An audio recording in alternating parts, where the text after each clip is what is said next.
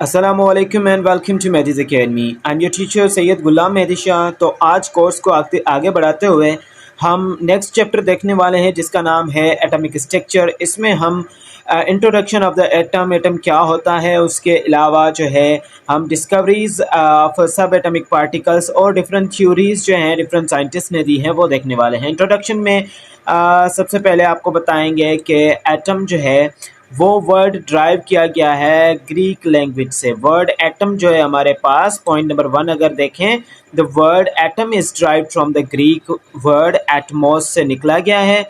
और एटम का मतलब होता है जिसको मज़ीद डिवाइड ना किया जा सके, जिसको मज़ीद तोड़ा ना जा सके। इनडिविजिबल पार्टिकल ऑफ मैटर होता है। सबसे पहले मैटर को भी ज़रा सा देख लेते हैं। मैटर क्या होता है? Matter is anything which has mass and occupy space. जिसके पास मास हो और स्पेस ऑक्यूपाई करता हो तो उसे मैटर कहते हैं। अब मैटर के जो है पूरी दुनिया जो है वो मैटर से बनी हुई है।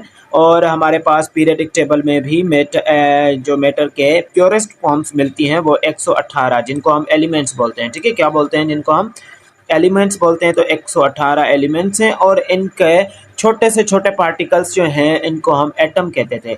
तो according to the old theory, ठीक है बेटा, ओल्ड थ्योरी के मुताबिक इसको मज़ीद डिवाइड नहीं किया जा सकता, इसीलिए वर्ड एटम यहाँ पे देख सकते हैं। बायो में और केमिस्ट्री में अगर एटम पहले आ जाए, टॉम का मतलब होता है कट करना। एटम यानी कि किसी को मीन्स के वो चीज़ जिसको डिवाइड ना कर सकें, तोड़ ना सकें। तो एटम मीन्स ऐसा पार्टिकल, ऐसी चीज़ जिसको मज़ीद डिवाइड ना किया जा सके। तो वर्ड एटम जो है ग्रीक लैंग्वेज से ड्राइव किया गया है। कौन सा लफ्ज़ है? वो एटमोस है, एटमोस। ठीक है, जिसका मतलब होता है इनडिविजिबल। जिसका मतलब होता है क्या? इनडिविजिबल। तो ये सारा कुछ सबसे पहले बताने वाले कौन थे? ये हमारे पास ग्रीक फिलोसोफर थे जिसका नाम डेमोक्रेटिस था। ये सारा कुछ जो मैंने आपको थ्योरी बताई कि एटम जो है एक इनडिविजिबल पार्टिकल है जिसको मज़ीद डिवाइड नहीं किया जा सकता। मैटर का सबसे छोटा पार्टिकल, सबसे छोटा पार्ट जिसको मज़ीद टुकड़ों में डिवाइड ना किया जा सके उसको एटम कहा जा रहा था। और ये थ्योरी किसने दी थी? ये सबसे पहले एक फ़िलोसोफर थे, ग्रीक फ़िलोसोफर डेमोक्रेटिस ने। अब डेमोक्रेटिस का ये यकीन था कि सारा जो मैटर है that all the matter consists of very small individual particles। अब एक और बात आपको क्लियर बताता चलूँ कि बैच में स्टूडेंट्स जो हैं वो भी कह रहे हैं कि सर टेस्ट तो आती हैं हमारे पास किस चीज़ में? एमसीक्यूज़ की फॉर्म में। आप एमसीक्यूज़ कवर करवाएं। तो बेटा एमसीक्यूज़ की फॉर्म में बिना कॉन्सेप्ट को कवर किए आप कॉन्सेप्ट को एक बार क्लियर कर लो, पूरे बुक्स को एक बार कॉन्सेप्ट्स के साथ क्लियर कर लो, फिर एमसीक्यूज़ जहाँ से भी आएगा आप कवर कर लो। अदरवाइज़ मैं आपको 3, 4, 5 हज़ार भी एमसीक्यूज़ तैयार करके पास्ट पेपर से एमसीक्यूज़ लेके उससे रिलेटेड एमसीक्यूज़ लेके आपको पढ़ा दूँ, लेकिन वो अगर एमसीक्यूज़ चेंज कर देंगे, घुमा फिरा के वर्डिंग चेंज कर देंगे इंग्लिश की, तो आपका कोई फ़ायदा नहीं होगा। इसीलिए पहले बात तो है आपने इंग्लिश पे फोकस करना है ताकि वर्डिंग अगर सवाल समझ में आ जाए, एमसीक्यूज़ आपको समझ में आ जाए कि पूछा क्या जा रहा है, उसके बाद आपका कॉन्सेप्ट। इसी तरह से आप किसी भी एमसीक्यूज़ को क्रैक कर सकते हैं। अदरवाइज़ देयर इज़ नो यानी कि कोई भी ऐसा मीन्स के नहीं है कि मैं मैजिक करूं और आपको सारे एमसीक्यूज़ क्लियर, ये पॉइंट्स क्लियर करवाऊंगा आपको, ताकि चैप्टर क्लियर करवाऊंगा, ताकि जो है यहीं से अगर क्वेश्चन आते हैं तो ये बेसिक से हैं। ये बेटा स्टेप वाइज आपको जाना पड़ेगा। जैसे हमने भी जहाँ तक भी पहुँचे हैं, कामयाबी स्टेप वाइज होती है, ना कि कोई फाइल मिल जाए, कोई बुक ऐसा मिल जाए सर मेहदी या कोई और सर हमें कोई बुक दे दे जो जिसको हम एमसीक्यूज़ जिसके रट के हम क्या कर जाएं, टेस्ट क्लियर कर जाएं। तो ऐसा कोई मैजिक नहीं होता। If you have joined my batch for this purpose you can leave and get your fees. Okay. Democrats believe that all matter consists of very small individual particle। Democracies ने ये पहले ही बता दिया था, उसका बिलीव ये था कि मैटर कॉन्सिस्ट करता है। मैटर में आपको डिफाइन कर चुका हूँ, मैटर हम बचपन से पढ़ते आ रहे हैं। Consist of very small individual particles, छोटे छोटे ना जिनको तोड़ ना सकते हैं उन पार्टिकल्स पे जो है वो मुश्तमिल है, जिसको हम एटम्स कहते हैं। ठीक है, एटम्स क्या है? मैटर का सबसे छोटे से छोटा पार्टिकल। अब उसके बाद आ जाते हैं, ये तो डेमोक्रेटिस का था। ठीक है, डेमोक्रेटिस को हमने डिस्कस कर लिया। अब जो है हम डिस्कस करेंगे, एक और साइंटिस्ट थे हमारे पास जिसका नाम था जॉन डाल्टन। अब ये थे इंग्लिश स्कूल टीचर थे, इंग्लिश स्कूल टीचर के साथ साथ ये केमिस्ट भी थे। इन्होंने बताया फंडामेंटल एटॉमिक थ्योरी, ठीक है। एक ने फिलोसोफर ने तो अपनी फिलोसफी झाड़ दी, अपनी फिलोसफी झाड़ दी कि बेटा मैटर कंसिस्ट करता है, मैटर जो है एक छोटे पार्टिकल पे मुश्तमिल है जिसको मजीद नहीं तोड़ा जा सकता। यह तो फिलोसोफर डेमोक्रेटिस ने बता दिया। उसके बाद आते हैं एक इंग्लिश टीचर, केमिस्ट भी थे और इंग्लिश स्कूल टीचर भी थे। इसने FMT fundamental atomic theory, FAT यानी कि फंडामेंटल एटॉमिक थ्योरी, जिसके मुताबिक ये कहता है कि ऑल एलिमेंट्स, अब एलिमेंट्स यानी कि मैटर की प्योरेस्ट फॉर्म, ऑल एलिमेंट्स जो पीरियडिक टेबल में अरेंज होती है। पीरियडिक टेबल आप देखते हैं, पीरियडिक टेबल एक ऐसा टेबल होता है जिसमें हमने एलिमेंट्स को क्या किया है, ग्रुप किया हुआ है, क्लासीफाई किया हुआ है ताकि सेम प्रॉपर्टीज वालों को सेम रख सकें, ठीक है बेटा। तो all elements are made up of tiny यानी कि छोटे इंडिविजुअल पार्टिकल्स, छोटे पार्टिकल्स है जिनको हम एटम्स कहते हैं। अब डाल्टन का भी ये ख्याल था कि no particle smaller than atom exist, smaller than atom से कोई भी पार्टिकल एग्जिस्ट नहीं करता। लेकिन जैसे ही पैसेज ऑफ द टाइम यानी कि टाइम गुजरता गया, नए तजुर्बात किए जाने लगे, उन्होंने दिखाया कि एटम जो है वो खुद से भी, यानी कि एटम तो मैटर का सबसे छोटा पार्टिकल है लेकिन उससे भी जो है वो छोटे पार्टिकल्स हैं जिससे एटम जो है मिलके इवन स्मॉलर पार्टिकल, जिनको आज हम सब एटॉमिक पार्टिकल्स या फिर फंडामेंटल पार्टिकल्स के नाम से जानते हैं। ये दो नाम दिए जाते हैं एटम्स के, छोटे पार्टिकल्स को, सब एटॉमिक पार्टिकल्स एक तो नाम ये है, दूसरा फंडामेंटल पार्टिकल्स। तो वो हैं हमारे पास जिनको नाम दिया जाता है बाद में इलेक्ट्रॉन, प्रोटॉन और न्यूट्रॉन। तो हम इनकी बारी बारी में अब देखेंगे इनकी डिस्कवरीज किस तरह से हुई। ये हैं सर जॉन मल्चर, और ऊपर जो तस्वीर आपको दिखाई दे रही थी वो डेमोक्रेटिस थे, वो एक फिलोसोफर थे, उसके साथ साथ क्या फिलोसोफर थे, और उन्होंने ये थ्योरी दी थी जो मैंने आपको बताया। ये उन्होंने फिलोसफी अपनी झाड़ दी थी, थ्योरी नहीं थी। थ्योरी जो थी वो जॉन डाल्टन ने दी थी, ठीक है। ये भी 1906 की या 1906 से आगे की बात है, ठीक है। पुराने बुक्स में तो ईयर लिखा था लेकिन यहाँ पे ईयर नहीं लिखा इन्होंने। आ जाते हैं अब सबसे पहले इलेक्ट्रॉन की डिस्कवरी पे। तो डिस्कवरी ऑफ द इलेक्ट्रॉन, सब एटॉमिक पार्टिकल्स भी कह सकते हैं, फंडामेंटल पार्टिकल्स। अब जॉन डाल्टन की थ्योरी जो के थी कि nature of matter exist of individual atoms, but John Dalton की थ्योरी ने यह बताया कि nature of matter exist of individual atoms, के इंडिविजुअल, वो भी इन्होंने ही सेम बात कह दी थी कि इंडिविजिबल है, इसे डिवाइड नहीं कर सकते। लेकिन 19th सेंचुरी में जो है तजुर्बात के बुनियाद पर साइंटिस्ट ने यह साबित किया कि सब एटॉमिक पार्टिकल्स जो हैं वो भी एग्जिस्ट करते हैं, ठीक है। जैसे कि सबसे पहले फर्स्ट सब एटॉमिक पार्टिकल जो था वो डिस्कवर किया था इलेक्ट्रॉन, जो कि एम फ्राडे और विलियम क्रूक्स ने किया था डिस्चार्ज ट्यूब की मदद से। फिर जे थॉमसन आ जाते हैं हमारे पास, जे थॉमसन आ जाते हैं। फर्स्ट इलेक्ट्रॉन को डिस्कवर किया गया, ये यहाँ पे इसको टिक कर देते हैं। इलेक्ट्रॉन को एम फ्राडे, माइकल फ्राडे और विलियम क्रूक्स ने, और जे थॉमसन ने जो है ये बताया, जे थॉमसन सेकेंड एटॉमिक पार्टिकल को, प्रोटॉन को इसने डिस्कवर किया, आइडेंटिफाई किया। और गोल्डस्टाइन ने किस, और रदरफोर्ड ने किसको, सब एटॉमिक पार्टिकल न्यूट्रॉन को इसने आइडेंटिफाई किया। और सॉरी ये जो है J Thomson second atomic particle, proton was identified by Goldstein इसने, और Ernest Rutherford by the third, ये दोनों इसमें। और थर्ड जो हमारे पास पार्टिकल था वो न्यूट्रॉन जो था वो चैडविक ने डिस्कवर किया था। These were the three points, three main points, ये तीनों मेन पॉइंट्स हैं, ये याद रख लें। 19th सेंचुरी में सब एटॉमिक पार्टिकल्स की टावर्स एक्सपेरिमेंट्स स्टार्ट कर दिए गए। इलेक्ट्रॉन को एम फ्राडे और जो है विलियम क्रूक्स ने, जे थॉमसन ने, ठीक है, एंड जे थॉमसन ने ये किया। सेकंड पार्टिकल को फिर आइडेंटिफाई किया गोल्डस्टाइन और अर्नेस्ट रदरफोर्ड ने, थर्ड पार्टिकल को चैडविक ने, ठीक है। इसी तरह से अब इंडिविजुअली इनकी डिस्कवरी देखते हैं। हाँ, ये जो है तस्वीर दी गई है चैडविक की, जेम्स चैडविक भी आ चुके हैं हमारे पास मैदान में। डिस्कवरी ऑफ इलेक्ट्रॉन देखेंगे।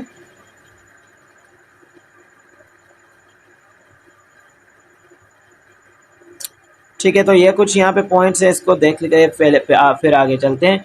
डिस्कवरी ऑफ इलेक्ट्रॉन यहाँ से स्टार्ट है। Electron is the lightest particle, ये क्या है, लाइटेस्ट पार्टिकल है, इस पर नेगेटिव चार्ज होती है, और ये डिस्कवर किया गया था विलियम क्रूक्स और जे थॉमसन ने, ठीक है। नेक्स्ट पेज पे चलेंगे तो वहाँ पे हमारे पास क्या आ जाता है, कंप्लीट डिटेल आ जाती है। तो ये है इलेक्ट्रॉन की डिस्कवरी की डिटेल। इसमें हम जो है क्या पढ़ेंगे, इसमें हम पढ़ते हैं यहाँ पे अपार्टस जो इन्होंने यूज़ किया था लाइटेस्ट पार्टिकल और नेगेटिव चार्ज पार्टिकल इलेक्ट्रॉन को डिस्कवर करने के लिए, इन्होंने जो अपार्टस यूज़ किया था उस अपार्टस का नाम था, ठीक है। अपार्टस यानी कि आला, कोई भी instrument use for this type of experiment, इस एक्सपेरिमेंट को परफॉर्म करने के लिए डिस्चार्ज ट्यूब नाम में एक अपार्टस को यूज़ किया गया था, जिसमें जो कि ग्लास ट्यूब था और इसमें फिट थे दो मेटल इलेक्ट्रोड्स लगे हुए थे जो कि कनेक्ट थे हाई वोल्टेज बैटरी या फिर हाई वोल्टेज सोर्स के साथ, और एक वैक्यूम पंप भी था, ठीक है। डिस्चार्ज ट्यूब अंदर से बिल्कुल एवाक्यूएटेड यानी कि खाली था, इसमें इलेक्ट्रोड्स लगे हुए थे और हाई वोल्टेज सोर्स से कनेक्ट था। इसमें लो प्रेशर गैस भी था 1 mmHg का, ठीक है। वेन हाई वोल्टेज करंट, जब यहाँ से करंट पास करवाया गया तो इलेक्ट्रोड्स ने क्या किया कि देना स्टिक ब्लूइश लाइट ओरिजिनेट होती है, एक ब्लूइश लाइट ओरिजिनेट होती है जो कि स्ट्रेट लाइन में क्या करती है, ट्रेवल करती है। कहाँ से? कैथोड से। अब बैटरी, ये कैथोड और एनोड क्या होते हैं ये भी समझेंगे, ठीक है। जिसने क्या किया, which cause the glow of opposite side, जिसने ग्लो काज कर दिया कहाँ पे? एनोड पे, और इनको कैथोड रेज का नाम दे दिया गया क्योंकि ये कैथोड की तरफ से आ रहे थे। तो अब डिस्चार्ज ट्यूब की हम पिक्चर देखेंगे, डिस्चार्ज ट्यूब की पिक्चर देखेंगे तो ये सारा माजरा हमें क्लियर हो जाएगा। तो this is the discharge tube, और डिस्चार्ज ट्यूब पे ये देखें डिस्कवरी ऑफ इलेक्ट्रॉन, ये है डिस्चार्ज ट्यूब हमारा, ठीक है। This is the discharge tube, और यहाँ पे अंदर गैस फील्ड थी जिसका प्रेशर 1 mmHg था, 1 mmHg, ठीक है। 1 mmHg यानी कि 1 मिलीमीटर ऑफ मरकरी का प्रेशर था। मरकरी Hg को बोलते हैं, Hg के सिंबल है, ये मरकरी के सिंबल है। और ये नेगेटिव एंड को आप हमेशा कैथोड बोलोगे और पॉजिटिव एंड जो होगा इसका बैटरी का या फिर इसका जहाँ पे ये इलेक्ट्रोड्स दोनों टर्मिनल फिट थे, ये दोनों टर्मिनल्स हैं, ठीक है। ये एनोड है। पॉजिटिव बैटरी पे भी आप देख सकते हैं, ठीक है। तो ये इसको हाई वोल्टेज के साथ क्या कर दिया गया, कनेक्ट कर दिया, एक वैक्यूम पंप भी लगाया गया। तो जैसे ही इन्होंने करंट छोड़ा, हाई वोल्टेज सोर्स छोड़ी, तो इनको क्या फील हुआ कि एक जो है स्टिक ब्लूइश लाइट ओरिजिनेट होती है यहाँ से, जो कि क्या करती है, एनोड की तरफ बढ़ती है। इसीलिए इनको क्या नाम दिया जाता है बाद में, इनको जो है कैथोड रेज, क्योंकि ये कैथोड से निकल रही है तो कैथोड रेज का नाम जो है इनको दे दिया जाता है,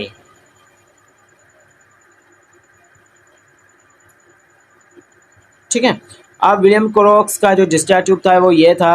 अब जे थॉमसन ने भी क्या किया कि इसको जस्टिफाई करते हुए मजीद कहा कि ये रेज जो हैं ये डिफ्लेक्ट हो रही हैं पॉजिटिव प्लेट की तरफ, यानी कि एनोड की तरफ, कहाँ पे? इलेक्ट्रिक फील्ड में और मैग्नेटिक फील्ड में, ठीक है। जो कि क्या कर रही हैं, ये बता रही हैं कि these raise possess negative charge, ये बता रही हैं कि इन पे नेगेटिव चार्ज है, तभी तो ये पॉजिटिव को अट्रैक्ट कर रही है, ठीक है, पॉजिटिव की तरफ डिफ्लेक्ट हो रही है, ठीक है। इसीलिए इनको नाम इलेक्ट्रॉन का दे दिया गया है।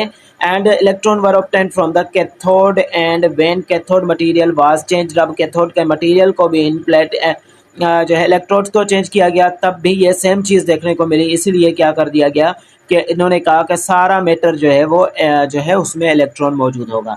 अब एक और साइंटिस्ट आ जाते हैं जिन्होंने बताते हैं मज़ीद, जिसको हम प्रॉपर्टीज़ देख के इलेक्ट्रॉन की, बाद में आपको प्रोटॉन की डिस्कवरी भी बताएंगे। तो प्रॉपर्टीज़ में देखेंगे, प्रॉपर्टीज़ क्या है कैथोड रेज की, या फिर आप इसको इलेक्ट्रॉन्स भी कह सकते हैं, कैथोड रेज या फिर इलेक्ट्रॉन्स भी कह सकते हैं। तो प्रॉपर्टीज़ की तरफ बढ़ते हैं। My device is making a little bit mistake, so number 1 पे जो पॉइंट है वो कुछ इस तरह से है, travel in straight line, they travel in straight line, cathode से एनोड की तरफ। तो ये कैथोड से यानी कि नेगेटिव पॉइंट से पॉजिटिव की तरफ जा रहे थे, तो इसलिए स्ट्रेट लाइन में जा रहे थे, इसीलिए इनको कैथोड रेज या फिर इलेक्ट्रॉन कहा गया। अब ये क्या करते हैं, शार्प शेडो प्रोड्यूस करते हैं ओपेक्यू ऑब्जेक्ट का, ठीक है, जो कि इनके पाथ में रखा जाए, और इनके ऊपर नेगेटिव चार्ज होती है। एंड कहाँ पे बेंड होते हैं, पॉजिटिव प्लेट की तरफ डिफ्लेक्ट होते हैं, वहीं पे बेंड होते हैं, चाहे इलेक्ट्रिक फील्ड में और मैग्नेटिक फील्ड में।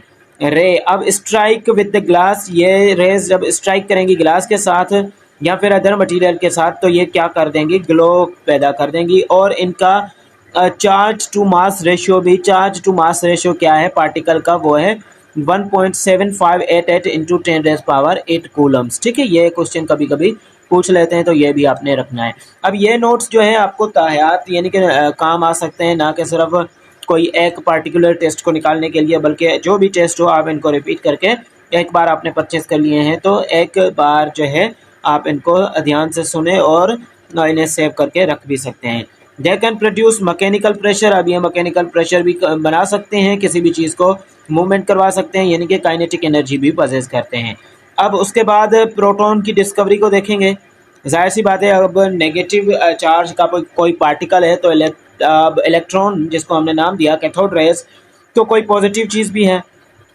अब डिस्कवरी ऑफ प्रोटॉन को देखते हुए, positively charge, the proton is positively charged particle. ये क्या है हमारे पास, ये प्रोटॉन पॉजिटिवली चार्ज पार्टिकल है। इसको डिस्कवर किया था गोल्डस्टाइन ने 1886 को। अब जॉर्ज थॉमसन ने इसकी प्रॉपर्टीज़ को इन्वेस्टिगेट भी किया था, क्योंकि साइंटिस्ट चेक करते हैं, जो भी कोई चीज़ डिस्कवर करते हैं तो चेक करवाते हैं, प्रेजेंट करवाने। हमारी तरह जल्दबाज नहीं है, किसी ने कोई चीज़ बना ली तो फ़ौरन से जाके हुकूमत को बता दिया और हुकूमत ने उसको उड़वा दिया। ठीक है, होता है ऐसे ही। यहाँ पे पाकिस्तान में जो भी ऐसे ही कोई काम करता है तो उसको खराज तहसीन के मीन्स के पेश कर दी जाती है, उसको मार के फिर 21 तोपों का सलाम दे दिया जाता है। ठीक है, प्रोटॉन की तरफ आएंगे यूजलेस बातों को छोड़ के। ठीक है, discovery of protons were observed in the same apparatus. इसको प्रोटॉन को स्टडी करने के लिए भी क्या यूज़ किया गया, सेम अपार्टस, ये अंडरलाइन कर रहा हूँ। और सेम अपार्टस का नाम कैथोड रे ट्यूब भी है। ठीक है, कैथोड रे ट्यूब भी है और डिस्चार्ज ट्यूब भी है, ये नाम है। ठीक है, ये नाम है किसके, उस अपार्टस के, कैथोड रे ट्यूब या फिर डिस्चार्ज ट्यूब। और कहा जा रहा है ये यहाँ पे, ठीक है, ये यहाँ पे कहा जा रहा है कि हमने जो है क्या किया है, सेम अपार्टस यूज़ किया है। अब उस अपार्टस को आप कैथोड रे ट्यूब भी कह सकते हैं या डिस्चार्ज ट्यूब भी कह सकते हैं।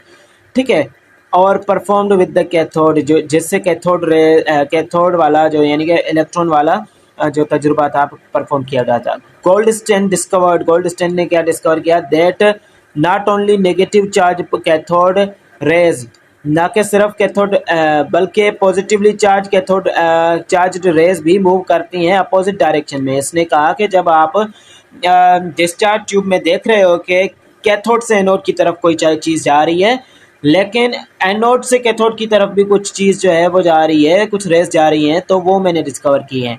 These positive raise passes through the holes of cathode. अब इसको यानी कि क्या कर दिया गया इस एक्सपेरिमेंट के लिए, अब कैथोड की साइड को परफोरेटेड बना दिया गया, यानी कि होल्स बना दिए।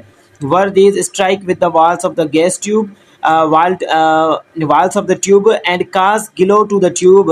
ये आगे देखेंगे, और इनको फिर नाम दिया जाता है केनाल रेज, यानी कि प्रोटॉन। अब जो है हम आगे देखते हैं केनाल रेज, ये डिस्कवरी कुछ इस तरह से की गई। अब यहाँ पे इस इलेक्ट्रोड को परफोरेटेड बना दिया, परफोरेटेड यानी कि इस तरह से करके। अब ये ज़्यादा हैवी हो जाता है, और अगर इसको करते हैं इस तरफ,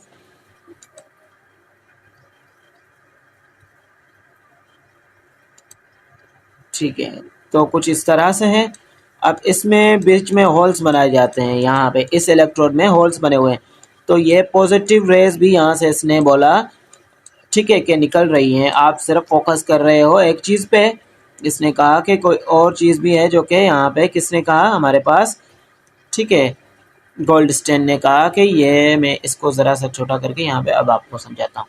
ये देखें, इसने कहा परफोरेटेड कैथोड। अब परफोरेटेड कैथोड इस तरह से, ठीक है, परफोरेटेड कैथोड, यहाँ पे कुछ रेज इस तरह से भी आ रही हैं, और यहाँ पे रेड ग्लो वाल के साथ, ट्यूब के साथ, ठीक है, वाल्स ऑफ द ट्यूब के साथ क्या कर रही हैं, ग्लो पैदा कर रही हैं, जो कि रेड है, और इसको फिर केनाल रेज का नाम दे दिया है। सेम ही ट्यूब में ये सेम अपार्टस डिस्चार्ज ट्यूब, या फिर आप इसको कैथोड रेज ट्यूब भी बोल सकते हैं। और ये कैथोड यहाँ पे एनोड की साइड हो गई पॉजिटिव, ये नेगेटिव चार्ज की साइड, तो यहाँ पे इसको हमने कैथोड बोल दिया। अब इसको केनाल रेज का नाम दे दिया जाता है। ठीक है, होप कि ये पॉइंट आपको समझ में आ गई। अब आ जाते हैं प्रॉपर्टीज़ की तरफ। प्रॉपर्टीज़ कुछ इस तरह से हैं। प्रॉपर्टीज़ को अगर हम देखें तो properties of the canal raise क्या हैं, they travel in straight line. ये भी कैथोड की तरफ क्या करेंगी, एनोड से कैथोड की तरफ आएंगी। पॉजिटिव हैं तो नेगेटिव की तरफ जा रही हैं, वो नेगेटिव थी इलेक्ट्रॉन, ये प्रोटॉन पॉजिटिव हैं तो ये पॉजिटिव से नेगेटिव की तरफ जा रहे हैं।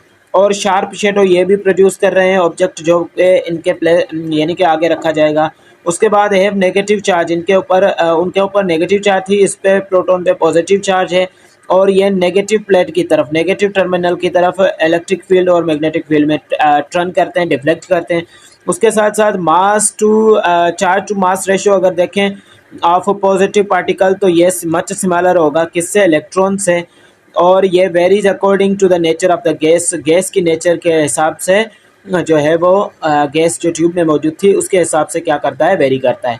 उसके बाद जो हम बात करें, mass of proton is 1836 time more than, proton जो है मास ऑफ प्रोटॉन की बात कर रहे हैं हम, ये 1836 टाइम मोर है, इलेक्ट्रॉन से ज़्यादा है। इसी तरह से दोनों चीज़ें डिफ्लेक्ट हो गई, तो अब न्यूट्रलाइजेशन के लिए एक और साइंटिस्ट आ जाते हैं जिन्होंने क्या की, डिस्कवरी ऑफ न्यूट्रॉन को तरजीह दी। न्यूट्रॉन कैसे डिस्कवर हुआ, तो 1920 में जैसे रदरफोर्ड ने प्रिडिक्ट किया कि atom must possess an other neutral particle, इसमें न्यूट्रल पार्टिकल भी है और इक्विवेलेंट मास होगा इसका, किसका, प्रोटॉन के साथ इक्विवेलेंट होगा।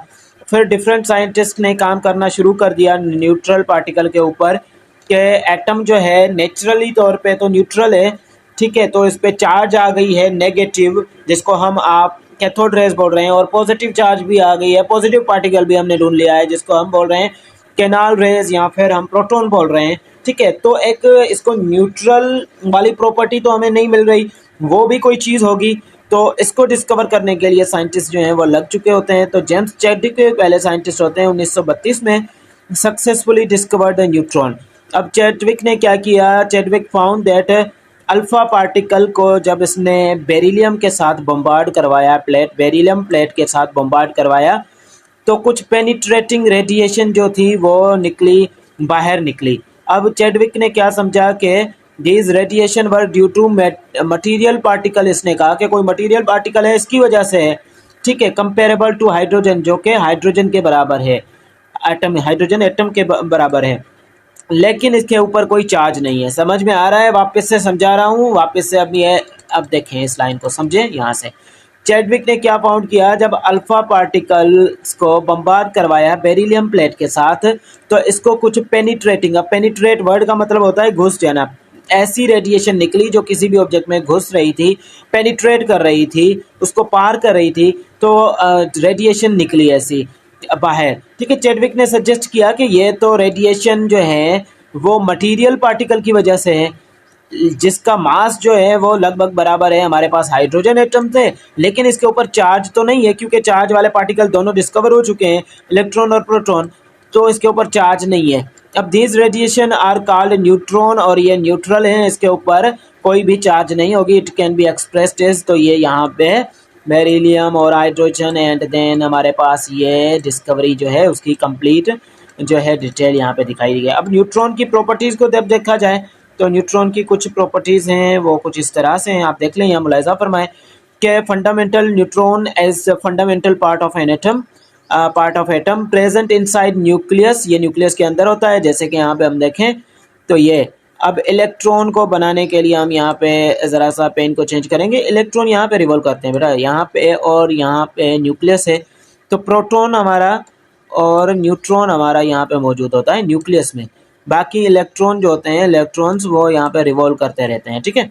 तो this is the properties of neutron की बात की जाए तो ये है न्यूट्रल पार्टिकल्स, नो चार्ज, और mass of neutron is almost equal to the proton, and these particles are most penetrating in matter, क्योंकि ये बहुत ही पेनिट्रेटिंग थे तभी तो डिस्कवर हुए थे। तो this was the complete discovery. आगे चलेंगे कुछ मज़ीद, जो कि यहाँ पे हाउ एटॉमिक नंबर, ये हमारे पास रिलेटेड विद द, अब इसको रिलेट किया जाता है एटॉमिक नंबर को किसके साथ, एटॉमिक नंबर को शो करते हैं Z से, एंड मास नंबर को A से।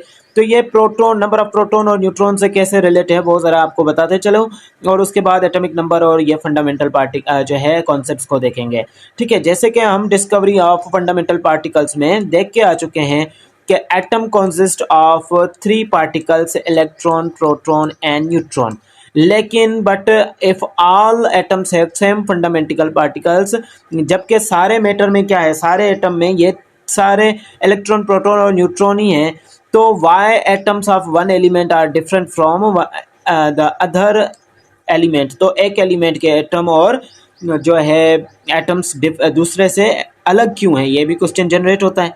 ठीक है, जबकि सारे जो हैं ये सेम मैटर हैं, सेम, ठीक है, क्या है, all atoms have same fundamental particles, same fundamental particles हैं, तो एटम्स डिफरेंट क्यों हैं? जैसे कि carbon atom is different from the nitrogen atom because all atoms can be identified by their number of proton they can, therefore no two elements have the same number of proton। इसीलिए क्या होगा, nitrogen और carbon दोनों different हैं, इनकी क्या होगी, इनमें एटम्स की तादाद, एटम्स की तादाद नहीं बल्कि इलेक्ट्रॉन प्रोटॉन और इनकी तादाद क्या होगी, डिफरेंट होगी। ठीक है, फंडामेंटल पार्टिकल्स की, तो ये दोनों मुख्तलिफ हैं। अब एटॉमिक नंबर को ज़रा सा देख लेते हैं, वो कुछ इस तरह से होगा, the number of proton inside the nucleus, number of proton inside the nucleus। ठीक है, number of proton inside the nucleus, let me make it, ठीक है,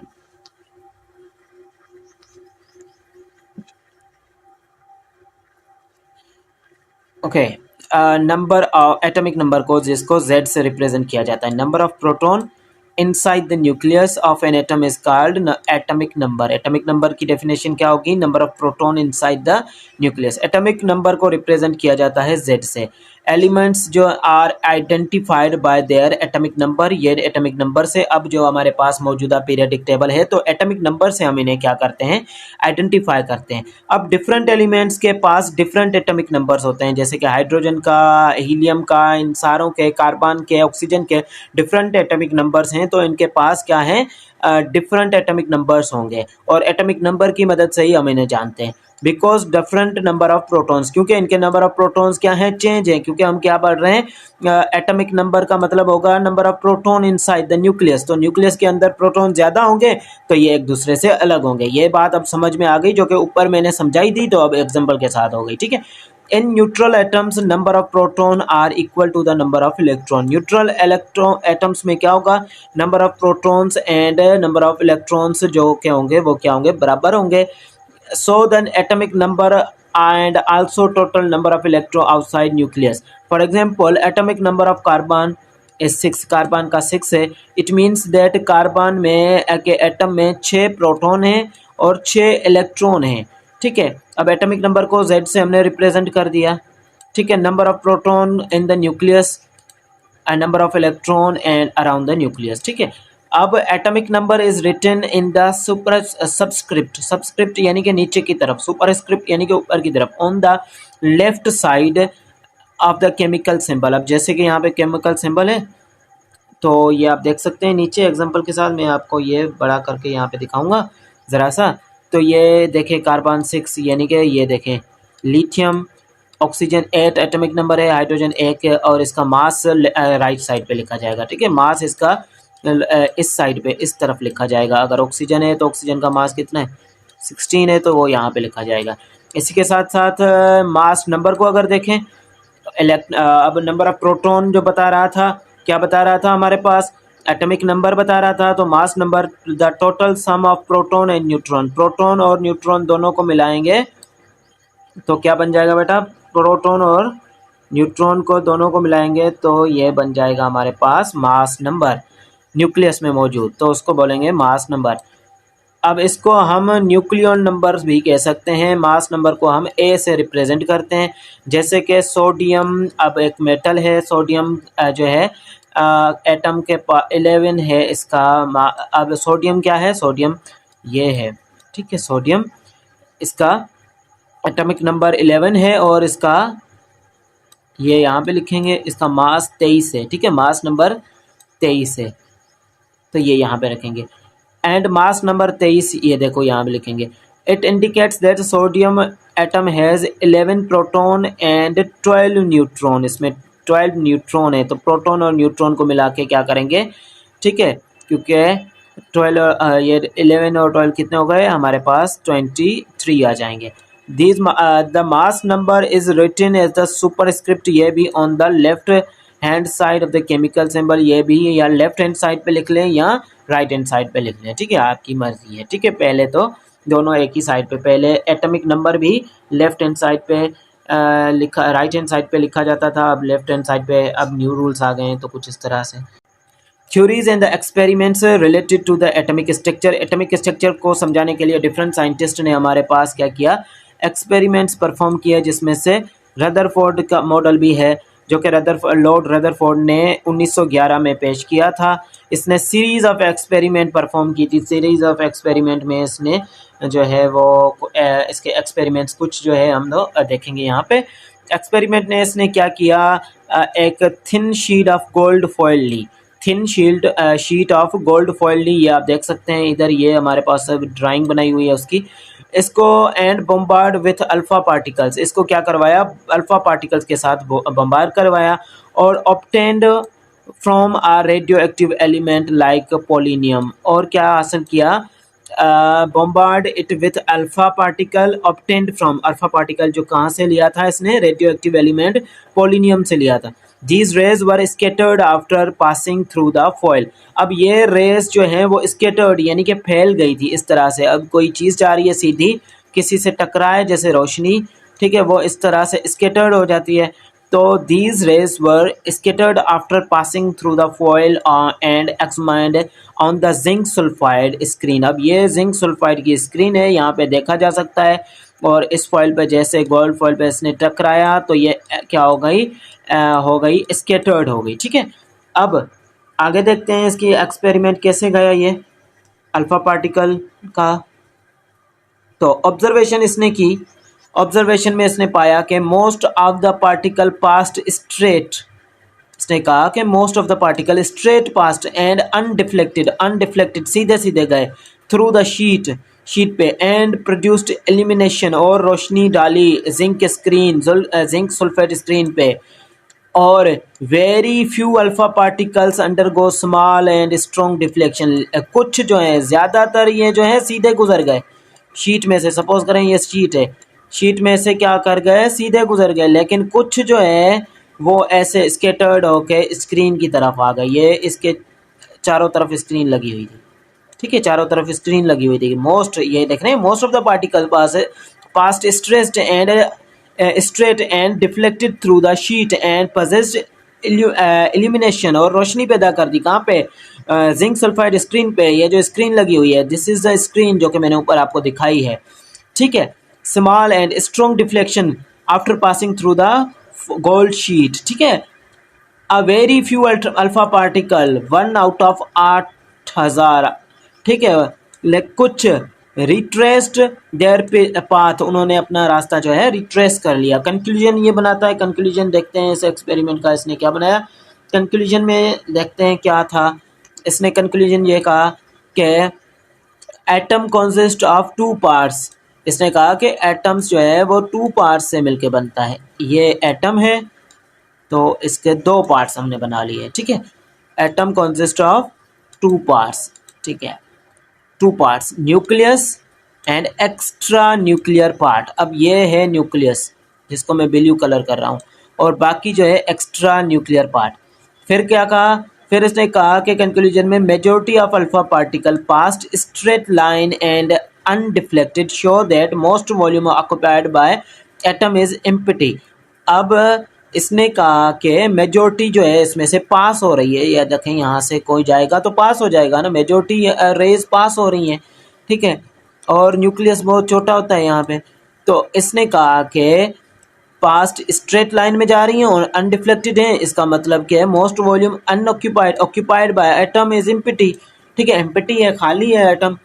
alpha particle are positively charged, ये क्या है, पॉजिटिवली चार्ज्ड है, and their deflection indicate that centre of atom, इसने कहा कि सेंटर जो कि न्यूक्लियस है इसके ऊपर पॉजिटिव चार्ज है क्योंकि यहाँ पे प्रोटॉन है, ठीक है, हमने कहा था कि यहाँ पे क्या मौजूद है, प्रोटॉन मौजूद है, ठीक है, यहाँ पे इसको ज़रा सा ब्लैक कर लेंगे, यहाँ पे प्रोटॉन और न्यूट्रॉन मौजूद है, न्यूट्रॉन हमारे पास न्यूट्रल है, प्रोटॉन पॉजिटिव है, तो यहाँ पे इसने न्यूक्लियस को क्या कर दिया, पॉजिटिवली चार्ज बता दिया with the name as nucleus, अब इसको नाम दे दिया न्यूक्लियस का, इस रीजन बीच वाले रीजन को इसने न्यूक्लियस का नाम दे दिया। यहाँ पे इलेक्ट्रॉन इवॉल्व कर रहे हैं, ठीक है। The mass is concentrated in the nucleus, अब मास जो है वो न्यूक्लियस पे कंसनट्रेटेड है, and electron are distributed outside, और इलेक्ट्रॉन जो हैं वो एक्स्ट्रा न्यूक्लियर पार्ट में मौजूद हैं, जैसा कि मैंने बताया कि शेल्स में रिवॉल्व करते हैं। द पॉजिटिवली चार्ज न्यूक्लियस के आउटसाइड हैं, ये नेगेटिवली चार्ज जो हैं ऐसे रिवॉल्व करते हैं और ये एक्स्ट्रा न्यूक्लियर पार्ट में मौजूद हैं, ठीक है। The electrons are revolving around the nucleus, electron revolve कर रहे हैं न्यूक्लियस में in the extra nuclear part of orbital, और ये ऑर्बिटल्स में क्या कर रहे हैं, इस तरह से रिवॉल्व कर रहे हैं। तो इस रदरफोर्ड का यही कंक्लूजन था, इसने एक्सपेरिमेंट करके यही चीज़ें बताई जो कि मोस्ट आगे इम्पोर्टेंट साबित हुई दूसरे साइंटिस्ट के लिए।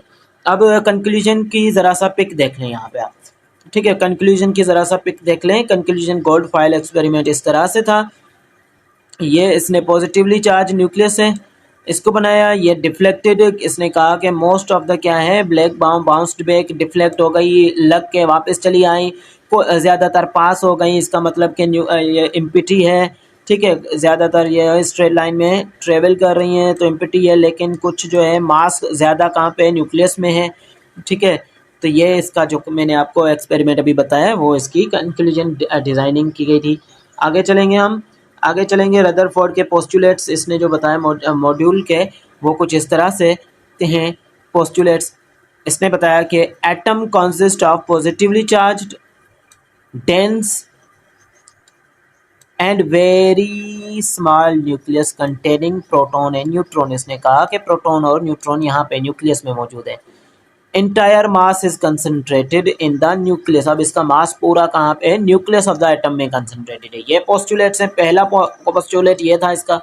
दूसरा पोस्टुलेट क्या था, न्यूक्लियस इज सराउंडेड, न्यूक्लियस से सराउंडेड है बाय लार्ज एम्प्टी स्पेस, एक स्पेस है जिसको एक्स्ट्रा न्यूक्लियर पार्ट कहा जाता है। ये भी पॉइंट मैं ऊपर आपको बता आया हूँ। Probability of finding electron is maximum, ठीक है, वहाँ पे आपको इलेक्ट्रॉन नहीं मिलेंगे, वो ऑर्बिटल्स में मिलेंगे इस तरह से रिवॉल्व करते हुए, जैसे कि यहाँ पे रिवॉल्व कर रहे हैं। ये मोस्ट ऑफ द ये वाला पार्ट यहाँ पे प्रोटॉन न्यूट्रॉन है और इलेक्ट्रॉन यहाँ पे रिवॉल्व करते रहेंगे इसके। Electrons are revolving around the, ये पॉइंट भी इसने बताई, revolving around the nucleus in circular paths, circular path with the high speed और हाई वेलोसिटी के साथ ये क्या कर रहे हैं, रदरफोर्ड ने बताया कि मूव कर रहे हैं, ठीक है। अब these circulatory path are known as orbitals, अब उनको ऑर्बिटल कहा जा रहा है। And atom is electrically neutral because, ये क्या है, इलेक्ट्रिकली न्यूट्रल है। It has equal number of proton and neutron, इसीलिए इलेक्ट्रॉन इसीलिए क्या है, इक्वल है। Atom is electrically neutral because it has equal number of proton and electrons. Size of nucleus is very small, size क्या होगी यहाँ पे देख सकते हैं, very small as compare to the size of the orbital atom. अब defects जो थे वो भी देख लें। डिफेक्ट्स कुछ इस तरह से थे, डिफेक्ट इसके थे कि रदरफोर्ड ने स्टेबिलिटी ऑफ एन एटम नहीं बताई कि स्टेबिलिटी क्या होगी। उसके बाद एटॉमिक मॉडल में negative charge electron revolve around the nucleus is circular path and emits energy continuously. इसने ये कहा कि द नेगेटिवली चार्ज इलेक्ट्रॉन्स जो हैं वो रिवॉल्व कर रहे हैं न्यूक्लियस में और सर्कुलर पाथ में, और इमिट एनर्जी कर रहे हैं कंटिन्यूसली, इमिट यानी कि कंटिन्यूसली ये एनर्जी निकाल रहे हैं, इनमें से कंटिन्यूसली एनर्जी लॉस हो रही है। Due to continuous loss of energy ultimately it falls into the nucleus. अगर कोई चीज़ यहाँ पे मैं ड्रा करूँ, ठीक है, ये सपोज करें इसमें इलेक्ट्रॉन रिवॉल्व करते रह रहे हैं, एनर्जी लॉस हो रही है तो एनर्जी ख़त्म हो सकती है और ये न्यूक्लियस में गिर सकते हैं, ठीक है। तो ये डिफेक्ट था इसका, ठीक है। दूसरा number, if the revolving electron emit energy, इन्होंने कहा कि रिवॉल्विंग इलेक्ट्रॉन अगर कंटिन्यूसली एनर्जी क्या करते हैं, इमिट करते रहते हैं, तो there would be continuous spectrum, continuous spectrum भी बनना चाहिए। But contrast it we get line spectrum, जब इसमें लाइन स्पेक्ट्रम देखा गया एटम्स ऑफ द एलिमेंट्स में, जब कोई कंटिन्यूसली एनर्जी लूज कर रहा है तो इसमें क्या होना चाहिए, कंटिन्यूसली अगर ये लॉस कर रहा है तो कंटिन्यूस स्पेक्ट्रम होना चाहिए, लाइन स्पेक्ट्रम नहीं होना चाहिए। तो ये दो तीन जो हैं डिफेक्ट्स थे रदरफोर्ड के एटॉमिक मॉडल के। नील बोहर आ जाते हैं हमारे पास। अब ये है नील बोहर, इनका एटॉमिक मॉडल रदरफोर्ड का तो हमने देख लिया, 1913 में इन्होंने प्रपोज्ड किया अनदर एटॉमिक मॉडल, जिसको atomic model was different in this manner, ये डिफरेंट था इसने two folds first removed by the Rutherford model and second explain the line spectrum. इसने लाइन स्पेक्ट्रम के बारे में बताया और उसके डिफेक्ट को भी करेक्ट किया हाइड्रोजन एटम और quantum theory of Max Planck's की मदद से। तो वो देखते हैं यहाँ पे ज़रा सा हम इसके पोस्टुलेट्स क्या हैं। पोस्टुलेट्स जो हैं इसके ये हैं जो कि हम स्टडी करने जा रहे हैं। पोस्टुलेट्स इसके ये थे कि Niels Bohr proposed following the atom has fixed orbital in which negatively charged electrons are revolving around the positively charged nucleus। ठीक है, इसने कहा कि फिक्स्ड ऑर्बिटल्स हैं जिसमें इलेक्ट्रॉन जो कि नेगेटिव चार्ज हैं वो रिवॉल्व कर रहे हैं पॉजिटिवली चार्ज्ड न्यूक्लियस के। ये तो सही बात है। These orbitals possess certain amount of energy, इनमें कुछ एनर्जी होगी जिनको इनने शेल का नाम दे दिया, जिनको आप KLMN शेल्स कहते हैं। ठीक है, अब इन एनर्जी लेवल्स में आप इसको रिप्रेजेंट कर सकते हैं इंटीगर के। अब ये नाम भी integer n is equal to 1 2 3 के भी बराबर हो सकता है, जिसको आप क्वांटम नंबर्स बोलेंगे।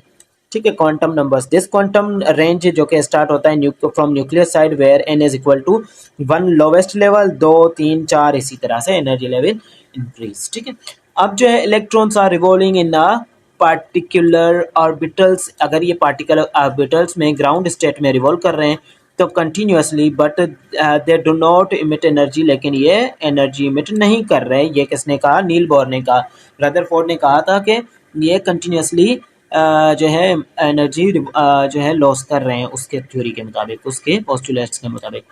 When electron absorb energy it jumps from lower energy level E1 to higher energy level E2 excited state. यानी कि ये क्या करता है, अगर मैं शेल्स बनाऊं कुछ इस तरह से, ठीक है, तो ये जब एनर्जी गेन करता है या कम करता है तो एक लेवल से दूसरी लेवल में जंप करता है। ठीक है, when electron jumps back from higher, जब ये हायर से लोअर की तरफ आता है, ठीक है, to lower level it emits energy, फिर क्या करता है, ये एनर्जी को इमिट करता है।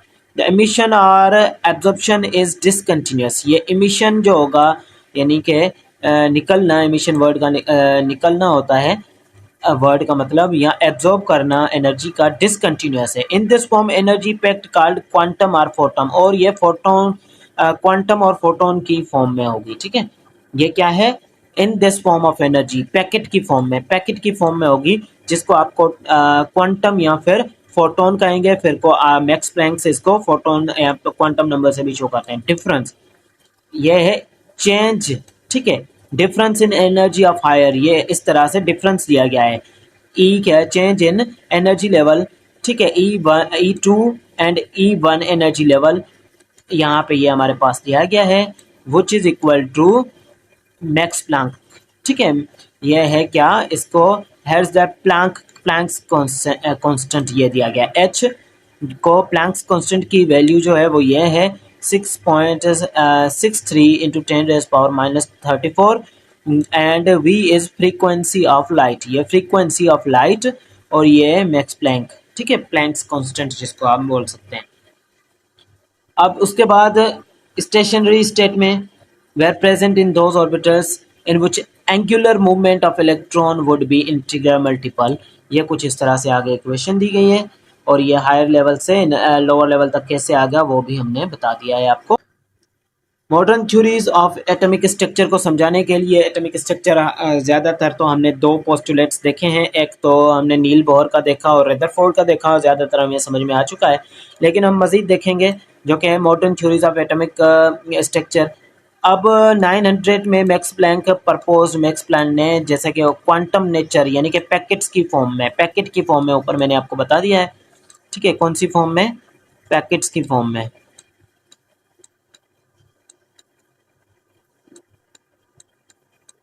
Of radiation and energy is photon, energy in a photon की फॉर्म में। E is equal to HV, जहाँ पे एनर्जी एग्जिबिट करेगा E is equal to HV, और ये H क्या हो गया हमारे पास, प्लैंक्स कांस्टेंट, जिसकी वैल्यू होगी 6.63 इंटू 10⁻⁻34, ठीक है, और ये H वही की फ्रीक्वेंसी ऑफ लाइट। ठीक है, quantum theory accepts by Albert Einstein 1905 propose relationship between mass and energy, जो कि फेमस इक्वेशन है किसकी, आइंस्टाइन की, इज इक्वल टू mc²। तो इसको मद्देनजर रखते हुए 1913 में Niels Bohr continue the use of quantisation of radiation with angular momentum of electron. Bohr's predicted and explain the line spectrum of hydrogen, और इसकी वजह से इसने लाइन स्पेक्ट्रम को एक्सप्लेन भी किया इस इक्वेशन की मदद से जो कि आइंस्टाइन ने दी थी। ठीक है, अब उसके बाद आता है डी ब्रोगलीस हाइपोथेसिस। ये एक हाइपोथेसिस है जो कि डी ब्रोगली ने दिया था। ये 1923 में लुइस जी ब्रोगली ने दिया था। इसकी मदद से wave particle duality of electron and propose the hypothesis that all matter has particle as well as, इसने कहा कि इसकी वेव नेचर भी है, क्योंकि इलेक्ट्रॉन जो है इस इक्वेशन की मदद से लाइट की जो होगी वो वेव नेचर की फॉर्म में और फोटोन की फॉर्म में, ठीक है, ट्रेवल करती है। तो इसीलिए इसने ये हाइपोथेसिस भी दिया कि all the matter has particle as well as wave nature, और सब माइक्रोस्कोपिक लेवल पे इसको प्रूव भी किया। De Broglie combined the Einstein and Planck's equation, दोनों को कंबाइन किया और आर्ग्यू किया। ठीक है, जहाँ पे ये इक्वेशन और energy is equal to Max Planck की, जहाँ पे और दूसरी इज इक्वल टू mc² जो कि मास और स्पीड ऑफ लाइट। ठीक है, mc², ये मैं आपको समझा के आ चुका हूँ। ये E is equal to energy is equal to,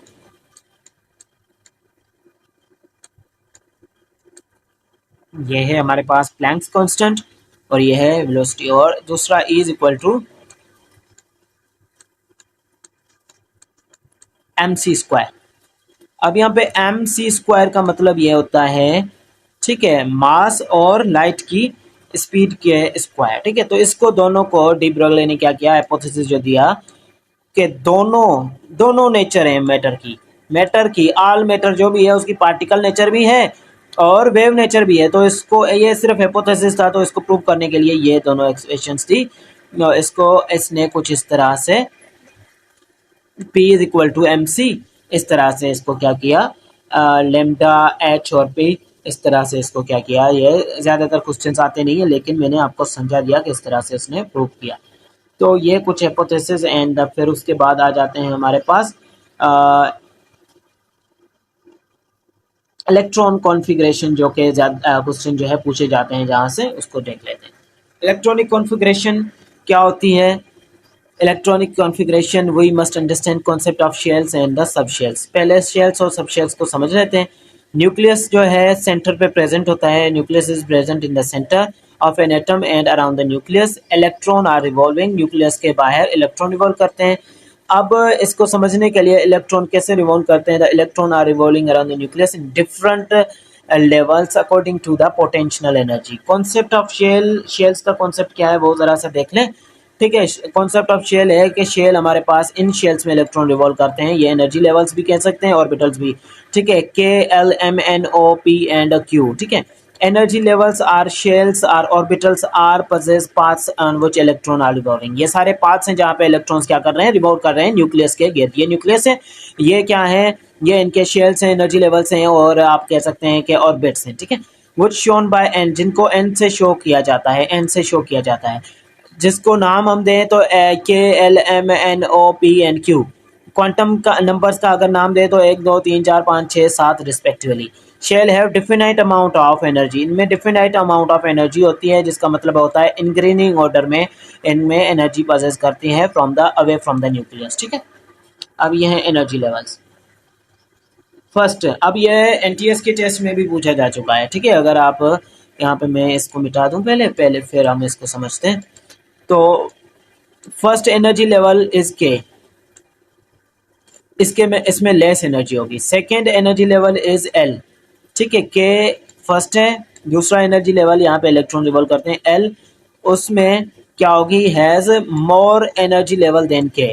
फिर आ जाता है third, M, has more energy level than K, यानी कि ज्यादा होती जाएगी। अब इसमें से एन में एम में से ज्यादा होगी। ठीक है, fourth is N and has more energy level than K, L, M, इनसे ज्यादा होगी। Fifth energy level is O और has more energy than K L M or N में से सबसे एनर्जी लेवल्स ये क्या है, ऑर्बिटल्स हैं, इनमें एनर्जी लेवल्स क्या होगी, ज़्यादा होगी जब ये इलेक्ट्रॉन एग्जिट करे। सब शेल्स की अगर बात करें, सब शेल यानी कि उन शेल्स के अंदर भी शेल्स, ऑर्बिटल्स, सब शेल्स, एक आ गए शेल्स, उसके अंदर भी क्या हो गए, मजीद शेल्स। ठीक है, वो क्या है वो भी देख लेते हैं। तो वो है एसपीडीएफ, सब शेल्स। आपने कहा कि ये एक शेल बना दी, के फिर एम फिर एन फिर क्यू, ऐसे। तो अब इसको अगर हम स्टडी कर रहे हैं तो इसके अंदर भी सब शेल्स हैं, छोटी शेल्स हैं, वो स्टडी कर रहे हैं अब हम। ठीक है, सब शेल्स। तो when atomic spectra of substance were observed in a high powered spectroscopy, यहाँ पे स्पेक्ट्रोस्कोपी पे जब स्पेक्ट्रम इनका निकाला तो हमें मिला कि कंसिस्ट ऑफ मोर लाइंस, के ये शेल्स भी मोर लाइंस से क्लोजली पैक्ड ईच अदर से मिले हुए हैं, जिनको जेमंड्स एंड स्टैक्स इफेक्ट भी कहा जाता है। These lines means that electron in the same shell में different in energy by small amount. वहां पे हमें मिला कि एक ही लाइन में पाए जाने वाले इलेक्ट्रॉन की एनर्जी डिफर करती है, एनर्जी लेवल क्या करती है, डिफर करती है, वो सब शेल्स में आती है। Thus main energy level are divided into sub energy levels, इसीलिए मेन एनर्जी लेवल्स को सब एनर्जी लेवल्स या सब शेल्स में डिवाइड किया गया है, जिसको सब शेल्स के नाम से भी जाना जाता है, सब एनर्जी लेवल्स या फिर सब shells. When electrons are many in numbers in a shell, they show repulsion. जब वो ज्यादा होंगे वो रिपल्जन शो करेंगे। Main shell splits into sub shell, फिर मेन शेल क्या कर जाता है, टूट जाता है, अपनी छोटी सी एक और बना जाता है, जिसको हम एस पी डी और एफ सब शेल्स कहते हैं। ठीक है, यानी कि अगर हम एम को ले लें, एम शेल को ले लें, तो एम शेल में अगर इलेक्ट्रॉन ज़्यादा आ जाते हैं तो वो अपने आप को एस पी, ठीक है, डी और एफ में मजीद डिवाइड कर देंगे, जिसको हम सब एनर्जी लेवल्स या सब शेल्स कहेंगे। तो के में क्या होगा, energy level values, value N की। के में हमने कहा कि के सबसे पहले और लोवेस्ट एनर्जी है तो इसमें एस, और फिर एल है तो इसमें एस और पी, एम में है एस पी डी और एन में एस पी डी एफ आ जाएंगे। ठीक है, इसी तरह से इलेक्ट्रॉनिक कॉन्फ़िगरेशन आ जाती है। ठीक है, अब ये की पॉइंट्स जो दिए हुए हैं, डू यू नो वाले, वो आप खुद से अगर स्टडी कर लें तो it will be good for us. Electronic configuration की अगर हम बात करें तो electronic configuration of first 18 elements यहाँ पे दी गई है। ये कोई बड़ा मसला नहीं होता। इलेक्ट्रॉनिक कॉन्फ़िगरेशन का मतलब होता है कि now we can understand that distribution of electrons among the different orbitals and shells and the subshells। ये हो गई डेफिनेशन, समझ में आ गई। डिस्ट्रीब्यूशन ऑफ इलेक्ट्रॉन्स, इलेक्ट्रॉन्स को डिवाइड करना है, तकसीम करना ऑर्बिटल्स में। ये जो हमारे पास एम एल के ये शेल्स दिए गए थे, इनमें इनके भी छोटे सब शेल्स में डिवाइड करना according to the some rules, according to some rules known as electronic configuration. इसको इलेक्ट्रॉनिक कॉन्फ़िगरेशन यानी कि इलेक्ट्रॉन्स को डिफरेंशिएट करने वाला या डिस्ट्रीब्यूट करने वाला अमल। Generally most stable electronic configuration जो कि है वो दी जाती है ग्राउंड स्टेट में दी जाती है, with less energy level filled किए जाते हैं order to the lower higher energy level. वो कुछ इस तरह से होंगे। हम आइसोटोप्स और अनदर कॉमन एप्लीकेशंस ये क्या हैं, तो ये कुछ देख सकते हैं। आइसोटोप्स क्या होते हैं, आइसोटोप्स होते हैं हमारे पास एटम्स होते हैं सेम एलिमेंट्स के, लेकिन उनका एटॉमिक नंबर क्या होता है, डिफरेंट होता है, बट मास नंबर क्या होता है, सेम होता है, तो उसको आइसोटोप कहते हैं। ये सेम नंबर होते हैं इलेक्ट्रॉन एंड प्रोटॉन के, बट इनमें नंबर ऑफ न्यूट्रॉन डिफरेंट होते हैं। अब एलिमेंट्स के सेम केमिकल प्रॉपर्टीज होती हैं due to same electronic configuration, क्योंकि इलेक्ट्रॉनिक कॉन्फ़िगरेशन इनकी सेम होती है, बट फिजिकल प्रॉपर्टीज जो है ज़रा सी डिफरेंट हो सकती हैं, मास नंबर क्योंकि डिफरेंट है इसलिए। जैसे कि आइसोटोप्स ऑफ हाइड्रोजन है, हमारे पास 3 आइसोटोप्स ऑफ हाइड्रोजन हैं, जिसको हम प्रोटियम भी कह सकते हैं, डिटोरियम भी कह सकते हैं, और ट्राइटियम भी, रेडियो एक्टिव, ये रेडियो एक्टिव आइसोटोप्स हैं हाइड्रोजन का। आइसोटोप्स जान लिया, डेफिनेशन आपने जान ली कि ये क्या होते हैं, ये होते हैं सेम एलिमेंट्स होते हैं जिनका एटॉमिक नंबर बट सेम होता है, बट मास नंबर डिफरेंट होता है। ठीक है, और इसी तरह से हाइड्रोजन के एटॉमिक हमने आइसोटोप्स देखे, आइसोटोप्स हाइड्रोजन में प्रोटियम, डिटोरियम एंड ट्राइटियम आ जाते हैं। उसके बाद आइसोटोप्स ऑफ यूरेनियम है, यूरेनियम के भी दिए गए हैं, यहाँ पे आप देख सकते हैं। ठीक है, आइसोटोप्स यूरेनियम विद द 92 और मास इन नंबर 234 एंड 235 एंड 238 जो है ये इसके क्या है, यूरेनियम के आइसोटोप्स हैं। इसी तरह से आइसोटोप्स ऑफ कार्बन भी हैं, ये डिफरेंट पर्पसेस के लिए यूज़ किए जाते हैं।